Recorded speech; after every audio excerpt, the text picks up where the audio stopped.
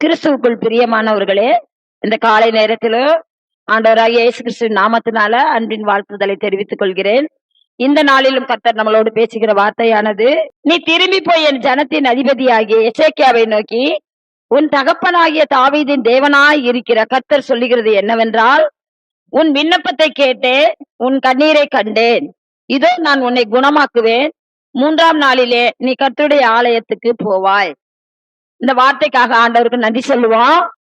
இந்த நாளில் இந்த காரியம் எந்த வேதத்துல எசேக்கியா ராஜான்னு ஒரு ராஜா நம்ம தேசத்தை ஆளுகையில, அந்த யூத தேசத்தை ஆளுகையில அவன் மரணத்துக்கு ஏதுவான காரியத்துல விழுந்து போனதுனால, அந்த நாட்கள்ல உள்ள எசாயா தீர்க்கதரிசி என்ன பண்றாரு, கர்த்தருடைய பார்வைக்கு பொல்லாப்பானதுனால அவனை மரணத்துக்கு உட்படுத்தணும்னு கர்த்தர் நினைக்கிறாரு. அதை முன்னறிவிக்கிறதுக்காக எசாயா தீர்க்கதரிசியின் மூலம், நீ உன் வீட்டு காரியத்தை ஒழுங்குபடுத்து, நீ பிழைக்கவே மாட்டாய், மரித்து போவீர் என்று கர்த்தர் சொல்லுகிறார் என்று எசாயா தீர்க்கதரிசி சொல்றார். ஆனாலும் அந்த நேரத்துல எசேக்கியா ராஜா என்ன பண்றாரு, தன்னோட காரியங்களை எல்லாம் ஆண்டவருக்கு விரோதமா செஞ்சேன்னு மனக்கசந்து சுவர்புறமா திரும்பி அழுகிறாரு. ஆண்டவரே, உமக்கு முன்பாக நான் உத்தமமா இருந்த நாட்களை எண்ணி பாருங்கப்பா, நான் செஞ்ச தப்ப என்ன மன்னிச்சிருங்கப்பா அப்படின்னு சொல்லி மனம் திரும்புதலுக்கு ஏற்ற மாதிரி அந்த நேரத்துல அவர் நடக்கிறதுனால, ஆண்டவரோட பார்வைக்கு அது மிகவும் பிரியமானதா இருந்ததுனால, அந்த எசாயா தீர்க்கதரிசி வீட்டுக்குள்ள முற்றத்தை தாண்டி, நீ பிழைக்க மாட்டாய், உன் வீட்டு காரியத்தை ஒழுங்குபடுத்து எச்சரிப்பு கொடுத்து, அவன் அந்த முற்றத்தை தாண்டி கூட போகல. 1 நிமிஷம் 2 நிமிஷம் கூட ஆயிருக்காது. ஆனாலும் அந்த எசேக்கியா ராஜா கண்ணீர் விட்டு அழுததோட கண்ணீரை தேவனாகிய கர்த்தர் பாக்குறாரு.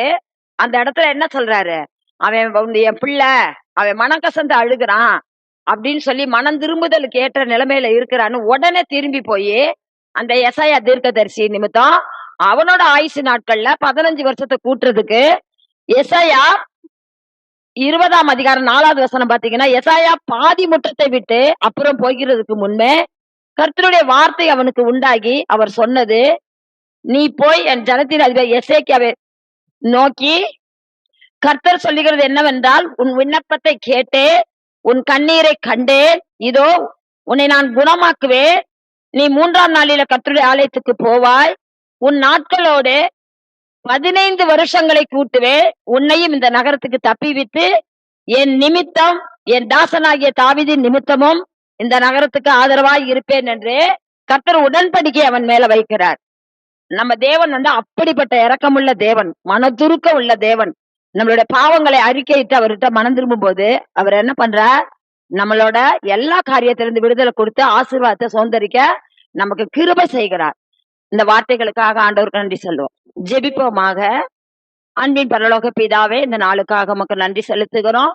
என் தேவனே, ஒரு எசேக்கியா ராஜாவுக்கு மனதுருகிற தேவனா இருந்தீரப்பா, அதுபோல எங்களையும் இந்த நாட்களில நாங்கள் செய்கிற குற்றங்கள் குறைகளை எல்லாம் மன்னித்து, என் தேவனே உன்னிடத்தில் நாங்கள் மனம் திரும்பும் போது எங்களுக்கு தீர்க்க ஆயுசை கொடுத்து எங்கள் கையின் பிரயாசங்களை ஆசீர்வதிக்கிறதா இருப்பதற்காக நன்றி தகப்பனே.